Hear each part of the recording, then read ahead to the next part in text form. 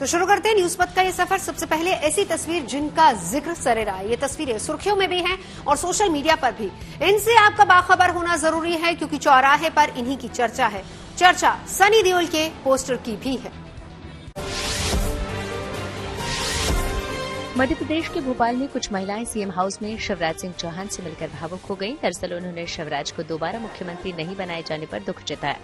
इसके बाद शिवराज ने इन महिलाओं को ढांढस बंधाया और उनके सर पर हाथ रखकर कहा कि वो कहीं नहीं जा रहे।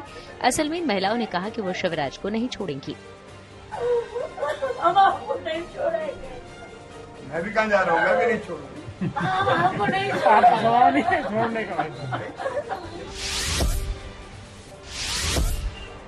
पंजाब के गुरदासपुर से सांसद सनी देओल की गुमशुदगी के पोस्टर पठानकोट में लगाए गए। साथ ही ये ऐलान किया गया कि जो सनी देओल का पता बताएगा उसे 50,000 रुपए का नकद इनाम दिया जाएगा। इनका आरोप है कि सनी देओल चुनाव के बाद उन्हें भूल गए हैं और वो मुंबई में ही व्यस्त हैं। इससे उनके कई विकास के काम नहीं हो पा रहे। यूपी के अयोध्या में राम जन्मभूमि परिसर में जटायु की भी बड़ी प्रतिमा लगाई गई। ये कांस्य की है। कहा जा रहा है कि पीएम मोदी अगले महीने जनवरी में प्राण प्रतिष्ठा कार्यक्रम से पहले जटायु की प्रतिमा पर पुष्प भी चढ़ाएंगे। रामायण के अनुसार रावण से सीता को बचाने के लिए जटायु ने अपने प्राणों की आहुति दे दी थी। दावा है कि यूपी के मैनपुरी में एक दुल्हन ने इसलिए बारात लौटा दी क्योंकि दूल्हा शराब पीकर आया था। बताया गया कि दूल्हे ने शराब के नशे में डीजे पर डांस किया। फिर जैसे ही इसका पता दुल्हन को लगा तो दुल्हन ने सीधे शादी करने से मना कर दिया। दोनों ओर से काफी देर तक पंचायत का दौर चला लेकिन बात नहीं बनी। आखिरकार बारात को बिना दुल्हन के बैरंग ही लौटना पड़ा। विराट कोहली और अनुष्का शर्मा की अपने कुछ दोस्तों के साथ मस्ती करने की तस्वीरें सोशल मीडिया पर वायरल हो गईं। दरअसल कोहली और अनुष्का ने अपनी शादी की 6ठी सालगिरह पर एक पार्टी दी। इसी से जुड़ी कुछ तस्वीरें अनुष्का ने सोशल मीडिया पर शेयर की जिसमें वो केक काटते दिखे। इन तस्वीरों में उनके कई दोस्त भी नजर आए। अनुष्का और कोहली की शादी 6 साल पहले साल 2017 में हुई थी। जिंदगी का सफर सुहाना हो इसके लिए सावधान रहना जरूरी है। रोजमर्रा की आपाधापी में कुछ देर बैठकर सोचना समझना जरूरी है कि हमारे और आपके आसपास क्या हो रहा है और जो कुछ भी हो रहा है उससे हमारी जिंदगी, हमारा परिवार कैसे प्रभावित हो सकता है। इसीलिए हॉर्न बजाकर बाखबर करने वाली खबर जरूरी हो जाती है। और आज की एक खबर है ब्यूटी पार्लर से जुड़े एक खतरे के बारे में। शादियों का मौसम है, जाहिर है कि इस दौरान ब्यूटी पार्लर में भीड़ होगी। हो सकता है कि बालों को खूबसूरत बनाने के लिए आप भी पार्लर का रुख कर रहे हो, लेकिन अगर आप वहां शैम्पू या फिर हेयर वॉश करवाते हैं तो आपको सतर्क हो जाना चाहिए। हो सकता है कि बालों में शैम्पू कराते हुए जरा सी लापरवाही की वजह से आप ब्यूटी पार्लर स्ट्रोक सिंड्रोम का शिकार हो जाएं और चक्कर खाकर गिर पड़े। ब्यूटी पार्लर स्ट्रोक सिंड्रोम से ज्यादातर लोग वाकिफ नहीं हैं, लेकिन इस खतरे से सावधान रहना जरूरी है। मामला क्योंकि सेहत से जुड़ा हुआ है, लिहाजा इसे लेकर सावधानी वाला हॉर्न बजाना जरूरी है।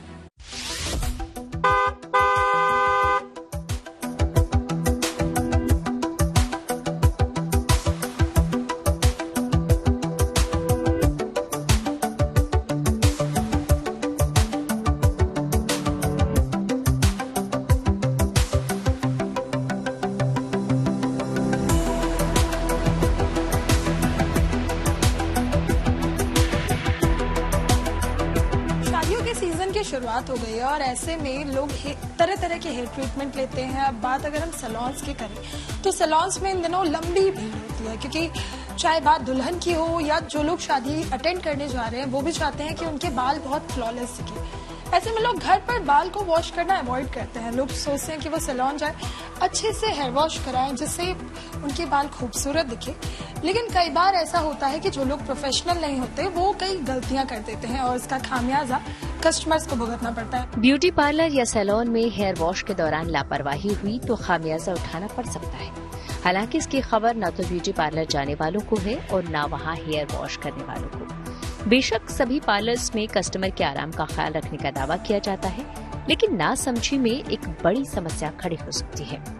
असल में जब शैम्पू या हेयर वॉश के लिए गर्दन सिंक पर रखी जाती है तब ज्यादा खींचने या खराब सपोर्ट की वजह से गर्दन की नस के दबने का खतरा होता है। जानकारी से ब्यूटी पार्लर स्ट्रोक सिंड्रोम कहते हैं। जरूरी नहीं कि ये सभी के साथ हो, लेकिन इस खतरे को नजरअंदाज नहीं किया जा सकता। खासकर शादियों के मौसम में जब बालों को खूबसूरत बनाने के लिए लोग बड़ी तादाद में पार्लर जाएंगे। ब्यूटी पार्लर स्ट्रोक सिंड्रोम से सावधान रहना जरूरी है। इसके लिए हॉर्न बजाना जरूरी है।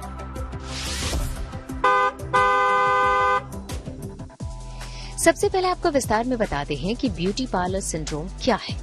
जब पार्लर में बाल वॉश करने के लिए गर्दन को पीछे की तरफ झुकाया जाता है तो गर्दन और सिर की नसों पर जोर पड़ता है। कई बार खराब सपोर्ट की वजह से भी गर्दन की नस दब सकती है या कभी कभी मसाज के दौरान भी गर्दन की नस पर जोर पड़ता है। इन वजहों से दिमाग को खून की आपूर्ति करने वाली नसों पर दबाव पड़ता है। देर तक गर्दन को पीछे की तरफ एक ही पोजीशन में रहने के कारण वर्टेब्रल आर्टरी सिकुड़ जाती है, जिससे खून का थक्का जमने लगता है जो स्ट्रोक की वजह बनता है और इसकी वजह से परेशानी बढ़ सकती है। ऐसा न हो, इसके लिए पार्लर या सैलून में अच्छे प्रोफेशनल्स का होना बेहद जरूरी है। इनका हेयर वॉश हो रहा है, कितनी देर का ये प्रोसीजर होता है? मैम 10 to 12 मिनट्स का ये प्रोसीजर होता है और आप जब भी क्लाइंट यहाँ पे मान लो वॉश करवा रहा है तो उससे एक बार पूछ लेना चाहिए कि मतलब ही और शी इज कंफर्टेबल और नॉट, है ना। और कंफर्टेबिलिटी बहुत जरूरी है। अगर उसको ऐसा लग भी रहा है कि थोड़ा पेन हो रहा है उसको, तो उसको थोड़ा सा उठ जाना चाहिए, फिर दोबारा डाउन हो जाना चाहिए। लेकिन सीन ये है कि कंफर्टेबिलिटी इसकी बहुत इंपॉर्टेंट है और 10 से 12 मिनट का टाइम तो लगता ही लगता है हेयर वॉश में। अच्छा उमेश जी, हमें थोड़ा सा यहाँ पर एक डेमो भी दिखाई। जैसे यहाँ एक हेयर वॉश चल रहा है, तो अभी जैसे ये लेटी हुई हैं, कितना हम एक हाइट रखते हैं, क्योंकि मैं भी कई सैलून्स जा चुकी हूँ, हर जगह जो सिंक और कस्टमर के सिर की हाइट होती है वो मैच नहीं करती।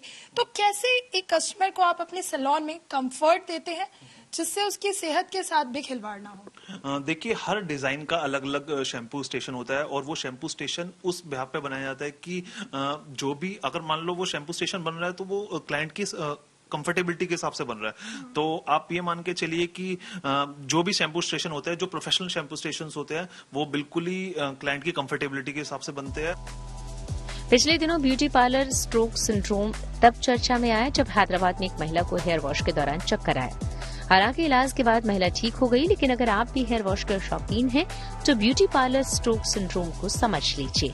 इसके लक्षण हैं हेयर वॉश के दौरान या तुरंत बाद सिर में दर्द शुरू होना, चक्कर आना, देखने में तकलीफ होना, शरीर का कोई हिस्सा सुन्न पड़ जाना, कमजोरी महसूस होना क्योंकि दिमाग में ऑक्सीजन की कमी होने लगती है, धुंधला दिखना।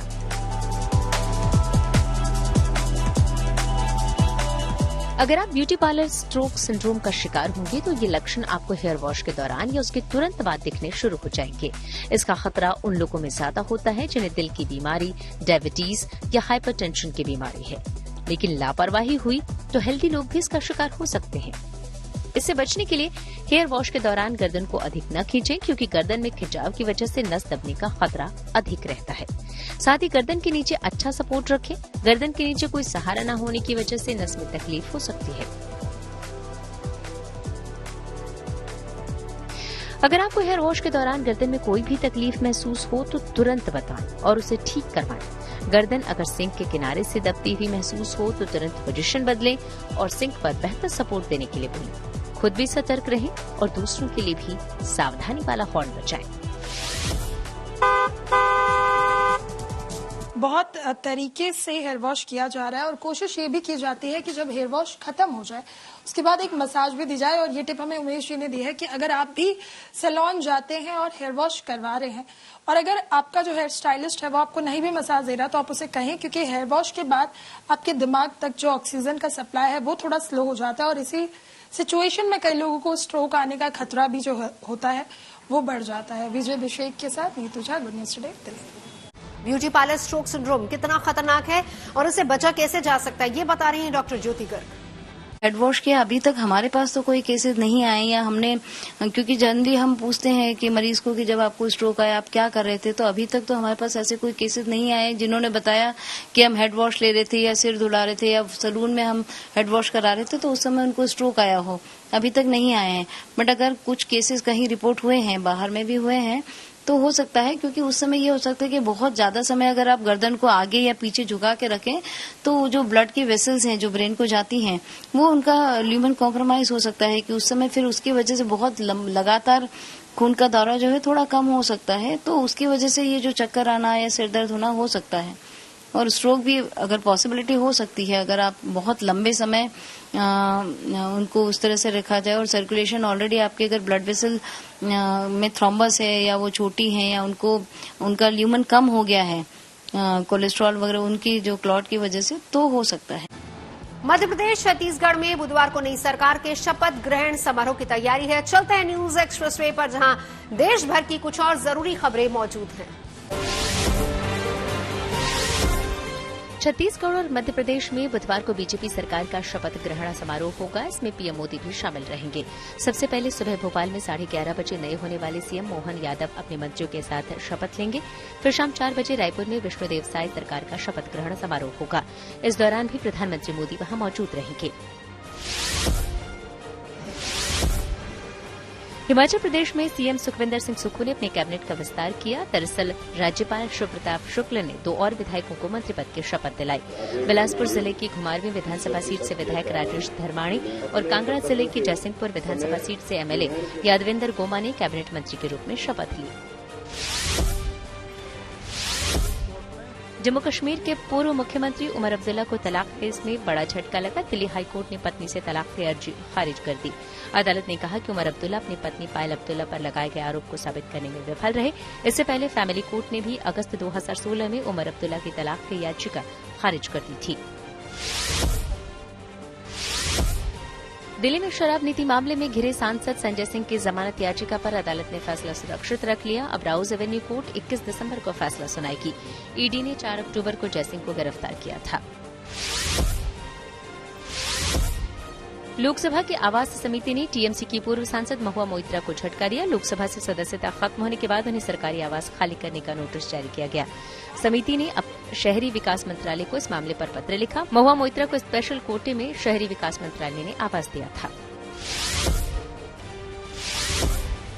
सीबीएसई ने 10वीं और 12वीं की बोर्ड परीक्षाओं की डेट शीट का ऐलान कर दिया। ये परीक्षाएं 15 फरवरी से शुरू होंगी। 10वीं की परीक्षा 13 मार्च तक चलेंगी तो 12वीं की परीक्षा 2 अप्रैल तक आयोजित की जाएंगी।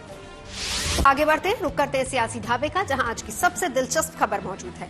मध्य प्रदेश की तरह ही राजस्थान में भी बीजेपी ने सभी को चौंका दिया। मुख्यमंत्री की रेस में दिग्गज नेता मौजूद थे, लेकिन पर्ची निकली भजनलाल शर्मा के नाम की। छत्तीसगढ़ में आदिवासी और मध्य प्रदेश में ओबीसी चेहरे को कमान देने के बाद राजस्थान में ब्राह्मण नेता को मुख्यमंत्री बनाकर बीजेपी ने 2024 के लिए अपनी रणनीति मजबूत कर ली है। बहरहाल 3 दिन बाद यानी कि 15 दिसंबर को भजनलाल शर्मा का जन्मदिन है और उसी दिन वो मुख्यमंत्री पद की शपथ लेने वाले हैं।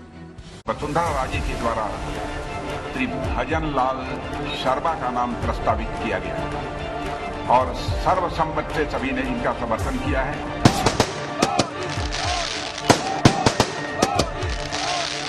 हम राजस्थान का पूरी तरह से सर्वांगीण विकास किसी भी क्षेत्र में हो निश्चित रूप से हम पूरा करेंगे। फिर एक बार सभी अनुमान धरे के धरे रह गए। रेस में जिनके नाम चल रहे थे वो खड़े के खड़े रह गए और बीजेपी ने पहली बार विधायक बने भजनलाल शर्मा को राजस्थान में सरकार की कमान सौंप दी। मैं इतना विश्वास दिलाना चाहता हूं कि राजस्थान की ये जो टीम है, राजस्थान के जो सभी हमारे विधायक हैं, निश्चित रूप से जो राजस्थान की अपेक्षा है हमसे, भारतीय जनता पार्टी से, हम माननीय हमारे यशस्वी प्रधानमंत्री नरेंद्र मोदी जी के नेतृत्व में हम राजस्थान का पूरी तरह से सर्वांगीण विकास किसी भी क्षेत्र में हो निश्चित रूप से हम पूरा करेंगे। ये मैं आप सभी को विश्वास दिलाता हूं। आप सभी को बहुत बहुत धन्यवाद। ऐलान से पहले तक किसी को भनक नहीं थी कि बंद लिफाफे में किसका नाम है। बताया जा रहा है कि विधायक दल की बैठक के दौरान पर्यवेक्षक बनकर गए राजनाथ सिंह के पास पार्टी अध्यक्ष जेपी नड्डा का फोन आया। कुछ मिनट बात हुई और उसके बाद एक पर्ची पूर्व सीएम वसुंधरा राजे के हाथ में दी गई। पर्ची में नए सीएम का नाम था और जाहिर था कि वो नाम वसुंधरा राजे का नहीं था।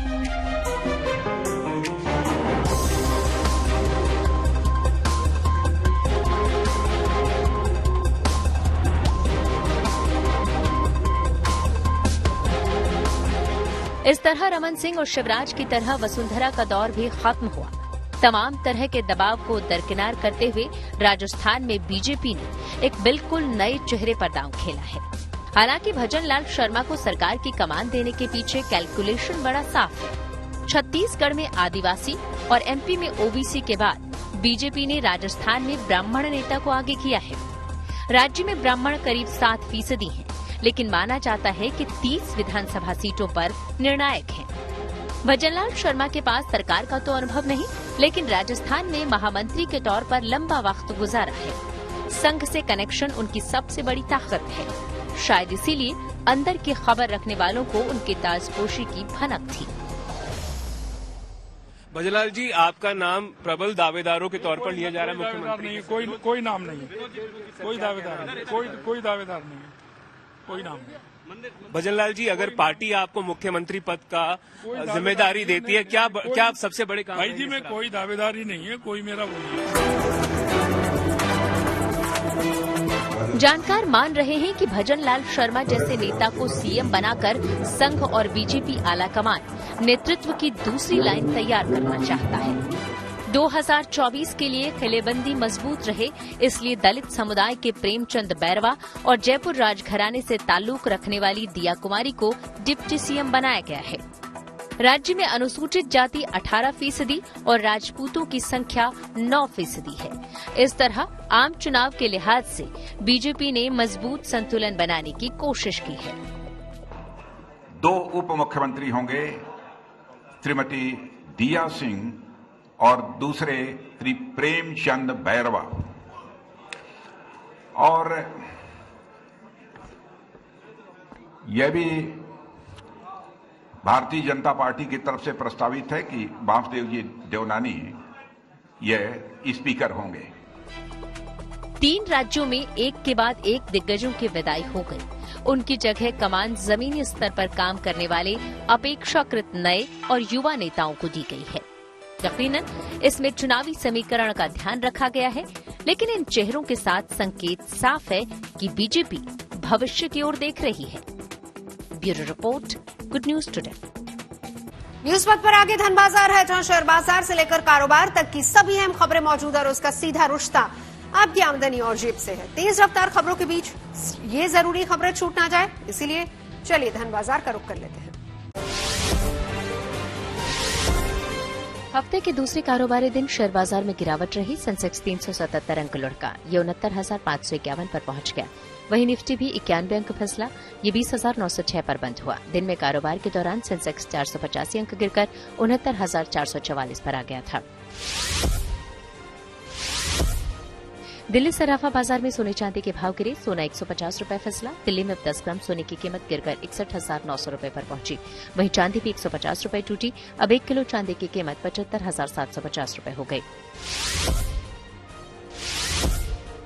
नवंबर में रिटेल महंगाई दर बढ़कर 5.55% हो गई, जो 3 महीनों में सबसे ज्यादा है।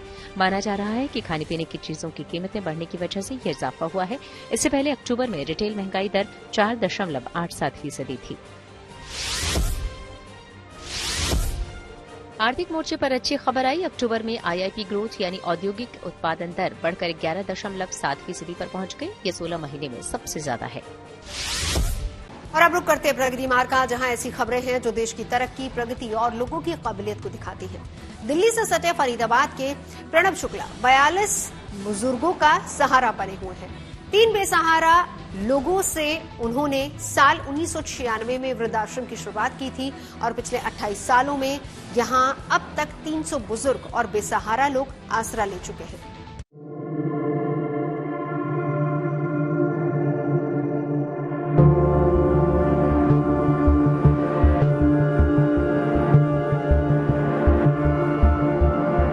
जिन हाथों ने कभी नन्ही उंगलियों को थामकर उन्हें चलना सिखाया, आगे बढ़ना सिखाया, एक मुकाम तक पहुंचाया। उम्र के इस पड़ाव तक आते आते जब वे छूट जाते हैं तो जिंदगी बेमानी सी लगने लगती है। दिल्ली से सटे फरीदाबाद के इस वृद्धाश्रम में रहने वाले ये बुजुर्ग भी उसी एहसास से भीगे हैं। इन लोगों की कहानी भी कुछ ऐसी ही है, लेकिन अब ये लोग उस कहानी को बहुत पीछे छोड़ आए हैं।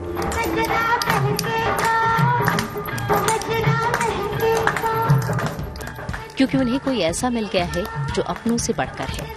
फरीदाबाद के प्रणव शुक्ला इन 42 बुजुर्गों के लिए श्रवण कुमार से कम नहीं। वो इन बुजुर्गों की खुशी में ही अपनी खुशी ढूंढते हैं। हमने एक ही कंडीशन रखी है आश्रम में लोगों को लाने के। एक तो हम लोग रात को घूमते हैं, रात को 2-2:30 बजे तक कोई भी रास्ते में मिल जाता है तो हम ले आते हैं। कुछ को पुलिस ले आती है, कुछ को बच्चे ले आते हैं, आजकल का ट्रेंड चल रहा है। लेकिन हमारा एक ही कंडीशन है कि आश्रम के अंदर अगर आप आ गए तो आपके दुख तकलीफ गम सब हमको दे दीजिए या गेट के बाहर छोड़ दीजिए। यहाँ पे किसी को दुख रहने का अधिकार नहीं है और उसी को मेंटेन करते हुए ना यहाँ पे नाचना गाना सारे त्योहार हम मनाते हैं। प्रणव की चाह थी एक ऐसी जिंदगी जीने की जिसमें सुकून भरपूर हो और किसी बेसहारा की मदद करके मिलने वाले इस सुकून को उन्होंने कॉलेज के दिनों में ही महसूस कर लिया था, जब एक भिखारी से अपनेपन का नाता जुड़ गया था। तो ओखला स्टेशन पे मुझे एक सज्जन साहब मिलते थे, श्यामलाल जी, और वो वहाँ भीख मांगा करते थे। एक अजीब सा लगाव सा हो गया था उनके साथ। कभी समोसे खिला दिए, कभी ब्रेड पकौड़े दे दिए, कभी हमने सॉल दे दी। इसके अलावा हमारे पास भी पैसे की तंगी रहती थी उन दिनों में। उनकी डेथ हमारे हाथों में ही हुई, उनका अंतिम संस्कार हमने खुद किया अपने हाथों से। उस समय मुझे लगा कि अरे कल को तो मैंने भी बूढ़ा ही होना है और जब भी मैं सक्षम होऊंगा या कुछ करने लायक होऊंगा तो मैं बुजुर्गों की सेवा जरूर करूंगा। फिर 10,000 की नौकरी करते हुए झुग्गियों में रहने वालों को आटा, दाल, चावल जैसी चीजों से मदद करते, पर कहीं कुछ कमी महसूस होती थी। सो उनके लिए किराए पर घर लिया और 3 बेसहारा लोगों से इस आश्रम की शुरुआत की। फिर यहीं गौशाला बनाई। दूध घी बेचकर जो पैसे मिलते हैं अब उसी से ये वृद्धाश्रम चलता है। यहाँ रहने वाले लोग अलग अलग जगहों से आए हैं, कहानियाँ अलग अलग हैं, लेकिन एहसास अपनों से चोट खाने का एक जैसा है, जो अब इनके लिए किस्से कहानियां बन गई हैं। अब इन्होंने इसे ही अपना घर मान लिया है। मेरी बहू कहे मम्मी यही रहना, हमें शुक्ला बेटा हमारा, तुम तो निकम्मे हो, तुम तो अंगूठा लगा के वो कर लिया अपना मकान, तो हमारा यही बेटा है ये जो खड़ा है। आपका मकान ले लिया, आपसे अंगूठा लगवा। हाँ, कह रहा ये अम्मा अंगूठा लगा दे, हमने लगा दिए 3। हम तो पागल है ना। ऐसे मैं पहले दिल्ली में रहता था, वहाँ बीमार रहता था बहुत ज्यादा, तो मेरी सिस्टर रहती यहाँ पे, वो मुझे यहीं वृद्धाश्रम में छोड़ गई थी। मैं बम्बई से फरीदाबाद में गया, वहाँ पे मैं बहुत परेशान हो गई थी। किसी के रहती थी, मैं बहुत ज्यादा परेशान थी।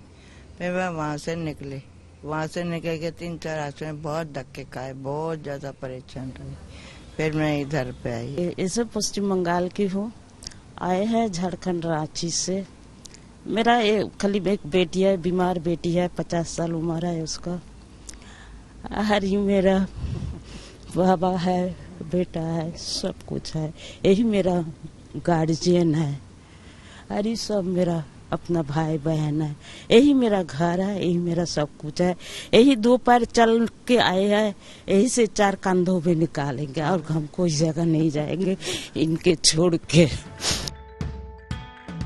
यहाँ सब खुश हैं, नाचते हैं, गाते हैं, एक दूसरे का सुख दुख बांटते हैं, अपने घर की तरह इस आश्रम को संभालते हैं। हर किसी का काम बटा है, कोई किचन तो कोई गायों को संभालता है, कोई बागवानी करता है। कुल मिलाकर उम्र के इस पड़ाव में भी अब जिंदगी गुलजार है। प्रणव शुक्ला ने 2017 में अपनी नौकरी छोड़ी मल्टीनेशनल कंपनी में वृद्धाश्रम चलाने के लिए। अभी करीबन 42 बुजुर्गों का बेटा बन के फरीदाबाद में ख्याल रख रहे हैं। कैमरा पर्सन मृदुल के साथ अनामिका गौर, गुड न्यूज टुडे। दिल्ली में AI पर समिट की शुरुआत। टेक्नोलॉजी से जुड़ी ऐसी ही कुछ और जरूरी खबरों को जानने और समझने के लिए आपको लिए चलते हैं डिजिटल गली। प्रधानमंत्री मोदी ने दिल्ली के भारत मंडपम में आर्टिफिशियल इंटेलिजेंस से जुड़े ग्लोबल समिट का उद्घाटन किया। इस मौके पर पीएम ने तकनीक को जरूरी बताया, लेकिन AI के गलत इस्तेमाल को लेकर भी आगाह किया। इस समिट में 29 देशों के प्रतिनिधि हिस्सा ले रहे हैं। इस दौरान AI का कृषि में इस्तेमाल और हर किसी तक AI की पहुंच भारत के मुख्य एजेंडे में है। खबर है कि दिल्ली में अब DTC की बसों में व्हाट्सएप से भी टिकट खरीदा जा सकेगा। इससे जुड़ी योजना पर राज्य सरकार काम कर रही है। दिल्ली मेट्रो में पहले से ही ऐसी सुविधा मौजूद है। दावा है कि दिल्ली के यमुना विहार में एक बुजुर्ग से AI टूल के जरिए धोखाधड़ी की गई। आरोप है कि बुजुर्ग के भतीजे की आवाज की क्लोनिंग की गई। फिर साइबर ठगों ने भतीजे के रोने की फर्जी आवाज सुनाकर ऑनलाइन 50,000 रुपए वसूल लिए। अब इस मामले में पुलिस ने केस दर्ज किया है। न्यूज पथ के सफर में अब सोशल अड्डा का रुख करते हैं, जहां आज बात होगी देश की सबसे चर्चित जेएनयू यानी जवाहरलाल नेहरू यूनिवर्सिटी की। विरोध प्रदर्शन को लेकर आए दिन चर्चा में रहने वाली दिल्ली की इस यूनिवर्सिटी ने अब एक सख्त कदम उठाया है। जेएनयू प्रशासन ने बिल्डिंग परिसर में 100 मीटर के दायरे में धरना देने और दीवार पर आपत्तिजनक पोस्टर लगाने पर सख्त रवैया अपनाया है। नए आदेश के मुताबिक धरना देने और दीवार पर पोस्टर लगाने पर 20,000 रुपए तक का जुर्माना लगाया जाएगा। चीफ प्रॉक्टर ऑफिस की ओर से जारी आदेश के मुताबिक किसी धर्म, जाति या फिर समुदाय या राष्ट्र विरोधी गतिविधि करने पर 10,000 रुपए का जुर्माना लगाया जाएगा। हिंसा करने, गाली देने और पीटने के मामले में 50,000 रुपए तक का जुर्माना लगेगा। और नए आदेश के दायरे में क्लासरूम और लैब के अलावा सभी विभागों के दफ्तर भी शामिल हैं। इसके अलावा आरोपी छात्र को 2 महीने के लिए छात्रावास से बेदखल किया जा सकता है। मामला गंभीर होने पर आरोपी छात्र को यूनिवर्सिटी से निष्कासन तक की सजा दी जा सकती है। यदि किसी छात्र पर 5 या फिर उससे ज्यादा बार जुर्माना लग जाए तो स्टडी के दौरान जेएनयू से निष्कासित कर दिया जाएगा। प्रतिबंध गतिविधि में शामिल होने का दोषी पाए जाने पर अगले सेमेस्टर में रजिस्ट्रेशन नहीं मिलेगा। बताया जा रहा है कि जेएनयू प्रशासन ने ये कड़ा कदम हिंसा और झड़प पर रोक लगाने के लिए उठाया है और इस कदम से अपमानजनक, धार्मिक, सांप्रदायिक, जातिवादी या फिर राष्ट्र विरोधी टिप्पणियों वाले पोस्टर या फिर पर्चे छापने, चिपकाने और बांटने पर भी रोक लगेगी।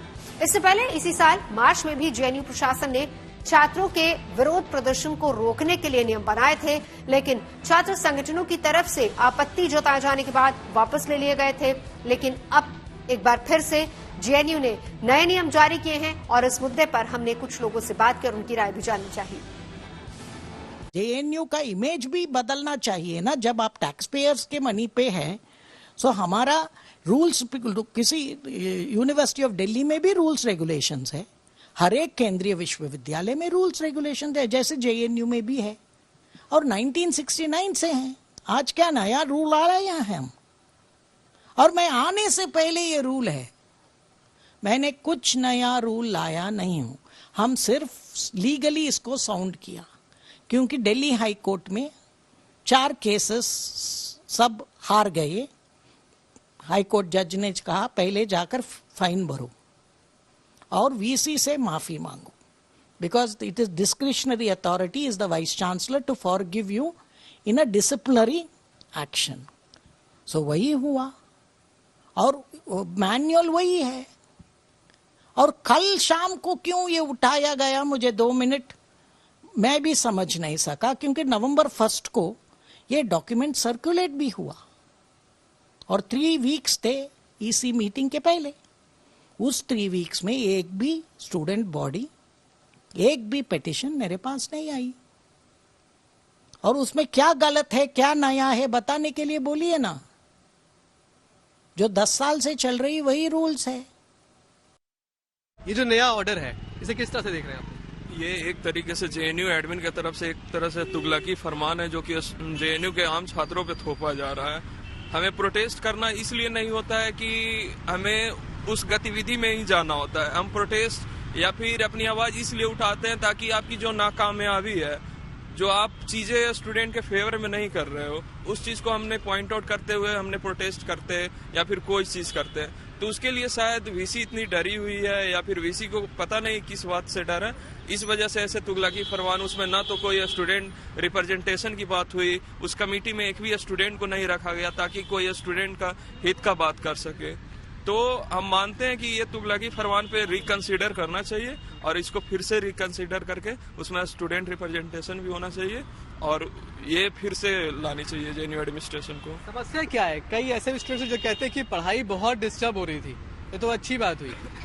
समस्या जो जेएनयू वाइस चांसलर की है, जो एक ब्यूरोक्रेटिक माइंडसेट है, वो समस्या वो है। जेएनयू में एक वाइब्रेंट डेमोक्रेसी का कल्चर रहा है। यहाँ पे जेएनयू प्रोटेस्ट करना, जेएनयू पर राइट्स के लिए लड़ना, मतलब जेएनयू के कल्चर का पार्ट रहा है। तो वाइस चांसलर मैम उस कल्चर को खत्म करना चाहती है। दूसरा बात इसमें यह है कि जब ये मतलब सर्कुलर लाया गया तो इसमें क्या है कि सर्कुलर में साफ साफ लिखा गया है कि इसमें जो सजेशंस लिए गए हैं वो केवल चीफ प्रॉक्टर ऑफिस के स्टाफ से लिए गए हैं। तो इसमें जो जेएनयू की सबसे बड़ी जो स्टेक होल्डर है स्टूडेंट कम्युनिटी, उससे कोई सजेशन नहीं लिया गया, उसमें कोई रिप्रेजेंटेशन नहीं दिया गया है। तो जब सबसे जिसके ऊपर आप जो चीज इम्पोज कर रहे हो, अगर उनसे आप सजेशन नहीं ले रहे तो इसका मतलब ये है कि उसको पूरी तरह साइडलाइन किया गया है। रूस में पुतिन विरोधी नेता लापता, चलते न्यूज एक्सप्रेसवे पर जहां दुनिया की कई और जरूरी खबरें मौजूद हैं। ऑस्ट्रेलिया में नया माइग्रेशन वीजा नियम लाया गया। इसके तहत वहां जाने वालों के लिए आवेदन करने वाले छात्रों की अंग्रेजी भाषा में पकड़ की जांच को शामिल किया जाएगा। हालांकि कहा जा रहा है कि भारतीय छात्रों या नौकरी पेशा लोगों पर इसका कोई असर नहीं पड़ेगा। रूस में विपक्ष के नेता अलेक्सी नवलनी का नाम जेल के कैदियों से हटा दिया गया। कहा जा रहा है कि उनका कुछ पता नहीं चल पा रहा है। नवलनी को वहां के राष्ट्रपति व्लादिमीर पुतिन का धुर विरोधी माना जाता है, लेकिन पिछले कुछ दिनों से वो लापता है। इस बात की पुष्टि अलेक्सी की प्रवक्ता कीरा यर्मिश ने भी की। उनके मुताबिक करीब एक हफ्ते से अलेक्सी की उनके वकीलों से कोई बातचीत नहीं हुई, न ही किसी तरह का संपर्क हो पा रहा है। रूस में अगले साल राष्ट्रपति चुनाव भी होने हैं। कुछ ही घंटों में क्रिकेट में आएगा एक नया नियम। खेल जगत की और खबरों को जानने के लिए आइए रुक करते हैं खेल चक्कर का। पाकिस्तान और ऑस्ट्रेलिया के बीच होने वाले दूसरे बॉक्सिंग डे टेस्ट मैच में क्रिकेट प्रशंसकों के प्री हार्ड टेस्ट भी होंगे। असल में ये मैच शिनबॉर्न की याद में खेला जाएगा। इस दौरान टेस्ट मैच के शुरुआती 4 दिन फैंस अपना ये मेडिकल टेस्ट करवा सकेंगे। कुछ ही घंटों में आईसीसी का नया नियम लागू हो जाएगा। ये नियम बुधवार को इंग्लैंड और वेस्टइंडीज के बीच होने वाली टी20 सीरीज से शुरू होगा। इसके तहत स्टॉप क्लॉक को ट्रायल के तौर पर टी20 में आजमाया जाएगा। नियम के अनुसार 1 मिनट के अंदर अगला ओवर शुरू हो जाना चाहिए। अगर गेंदबाजी टीम एक पारी के दौरान तीसरी बार भी तय समय में ओवर शुरू नहीं कर पाती, तब उसे सजा के तौर पर 5 रन की पेनल्टी लगाई जाएगी। हालांकि इससे पहले 2 बार उसे चेतावनी भी मिलेगी। वेस्टइंडीज क्रिकेट टीम के पूर्व कप्तान कर्टनी वॉल्स और पूर्व क्रिकेटर आरपी सिंह ने यूपी की ग्रेटर नोएडा अथॉरिटी के सीईओ रवि कुमार और दूसरे अधिकारियों से मुलाकात की। इस दौरान ग्रेटर नोएडा के शहीद विजय सिंह पथिक स्पोर्ट्स कॉम्प्लेक्स के क्रिकेट ग्राउंड में बड़े स्तर के मैच के आयोजनों पर चर्चा की गई। इस मुलाकात में अथॉरिटी ने इन आयोजनों के लिए हर संभव सहयोग करने का आश्वासन दिया। विजय हजारे क्रिकेट टूर्नामेंट में बुधवार से सेमीफाइनल मुकाबले शुरू होंगे। इसमें पहला सेमीफाइनल मैच हरियाणा और तमिलनाडु के बीच राजकोट में खेला जाएगा, जबकि दूसरा सेमीफाइनल मैच गुरुवार को राजस्थान और कर्नाटक के बीच होगा। तुर्की में घरेलू फुटबॉल मैच के दौरान एक क्लब के मालिक ने रेफरी को मुक्का मार दिया। इसके बाद वहां की टर्किश फुटबॉल फेडरेशन ने सभी तरह की लीग को सस्पेंड कर दिया। दरअसल ये मैच 1-1 की बराबरी पर खत्म हुआ, लेकिन फिर अंकारा गुआ क्लब के मालिक फारूक कोका मैदान में घुस आए और रेफरी हलील उमुत मेलर को घूंसा मार दिया। न्यूज पैक में मेरे यानी नवजोत रंधावा के साथ अभी के लिए बस इतना ही। देश और दुनिया की तमाम अच्छी खबरों के लिए देखते रहिए गुड न्यूज टुडे।